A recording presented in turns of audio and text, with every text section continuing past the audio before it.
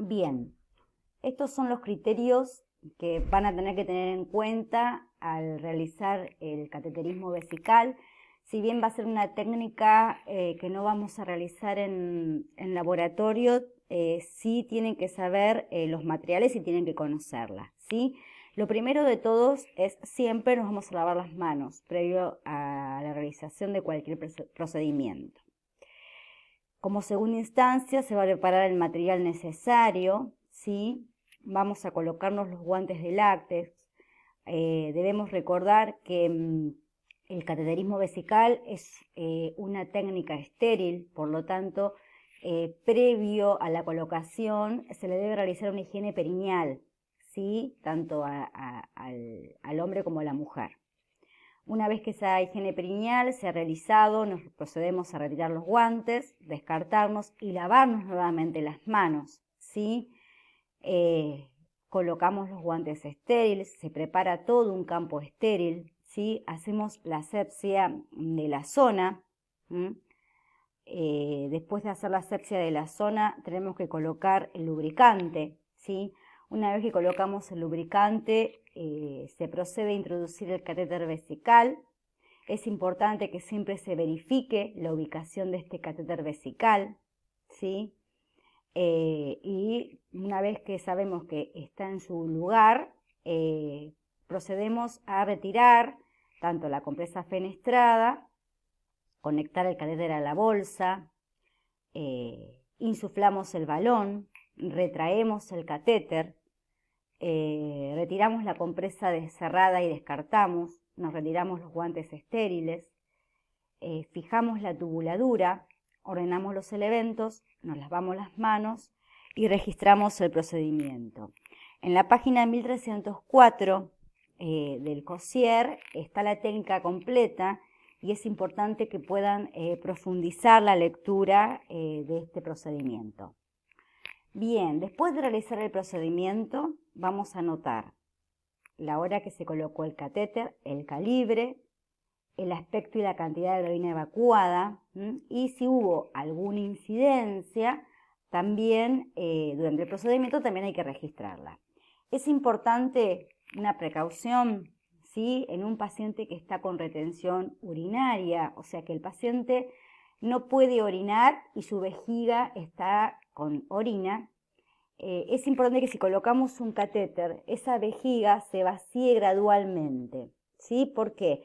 Porque si nosotros descomprimimos bruscamente, o sea, si retiramos toda la orina bruscamente, se puede producir un shock o una hemorragia en la vejiga, ¿sí? Como consecuencia del cambio brusco de la presión intravesical. Entonces, si tenemos un paciente que está con retención urinaria y le vamos a colocar una sonda vesical, es importante extraer entre 250 y 300 centímetros cúbicos de orina como máximo, pinzar ese catéter durante 15 o 30 minutos y vaciar de nuevo la cantidad hasta conseguir el vaciamiento total de la vejiga. Cuidados en usuarios con catéter vesical permanente. Siempre nos vamos a lavar las manos antes y después de colocar el catéter, el tubo o la bolsa colectora. Observar periódicamente si se produce el drenaje adecuado de la orina. O sea, si el paciente tiene una sonda vesical y no está orinando, tenemos que verificar por qué puede estar dándose esto, ¿sí? Siempre los pacientes que tienen catéteres requieren una higiene genital y pericatéter 2 veces al día con agua y jabón. Es importante mantener el circuito de drenaje siempre cerrado. La bolsa colectora debe estar debajo del nivel de la vejiga. Mantener siempre un aporte de líquidos adecuado si el estado del paciente lo permite, ¿sí? Y es importante que sepan que el éxtasis urinario favorece la proliferación bacteriana, ¿sí? La obstrucción. Los catéteres no requieren un cambio sistemático, ¿sí? ¿Cuándo se cambia un catéter? Cuando hay una obstrucción, cuando hay signos clínicos o biológicos de que hay una infección, o roturas o pérdidas de la unión entre el catéter y el tubo de drenaje. Bien, chapó o sonda externa. En los varones con incontinencia puede aplicarse un dispositivo externo que va conectado a un sistema de drenaje urinario, ¿sí? A una bolsa colectora. Generalmente se prefiere usar este tipo de dispositivo antes de colocar un catéter vesical, ya que el riesgo de infección es mínimo. Los métodos de aplicación son variables. En la página 1302 del libro Cossier está la técnica completa para la colocación de esta sonda externa, a lo cual ustedes deberán profundizar la lectura. Bueno, así es como queda un chapó colocado, ¿sí? Con una bolsa colectora. Bien, las derivaciones urinarias. Las derivaciones urinarias, o sea, una derivación urinaria es la desviación quirúrgica de la orina desde los riñones hacia otro lugar distinto de la vejiga. Hay dos categorías, las incontinentes y la continente. La diferencia radica, como su palabra lo dice, que en las incontinentes es una derivación que el paciente no tiene control sobre la emisión de orina, en cambio en la continente sí.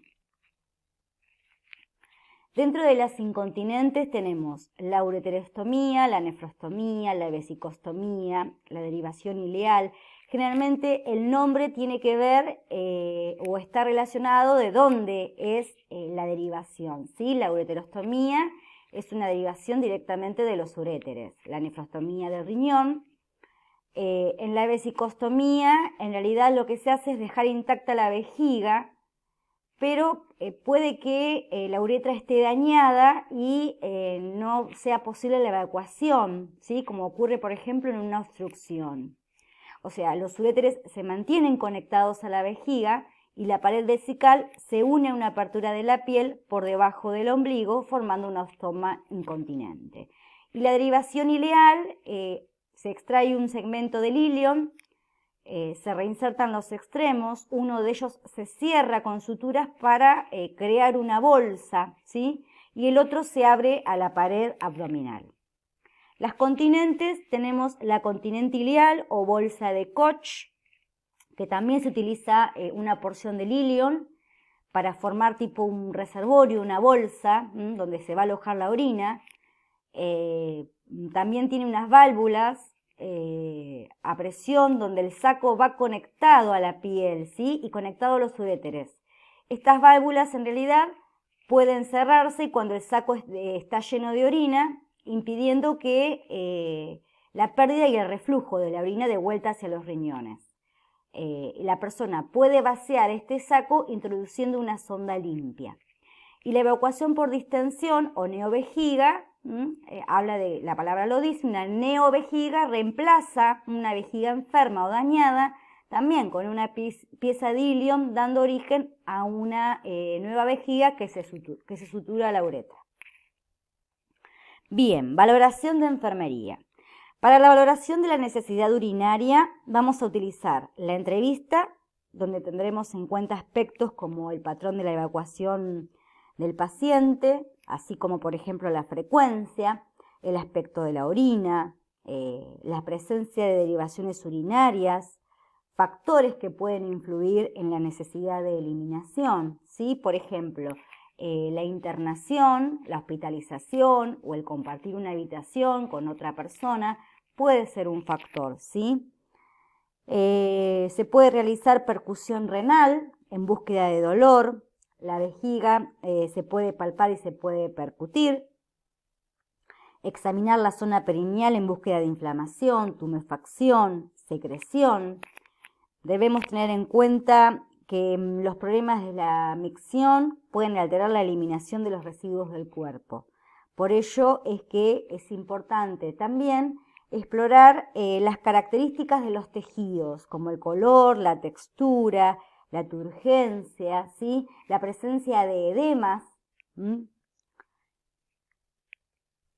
Cuidados de enfermería. Los cuidados de enfermería, más allá de que estén orientadas a nivel general, tenemos que pensar que estos cuidados están orientados a algo general. Después, dependiendo de la necesidad de cada individuo, van a ir variando o van a ir priorizándose, ¿sí?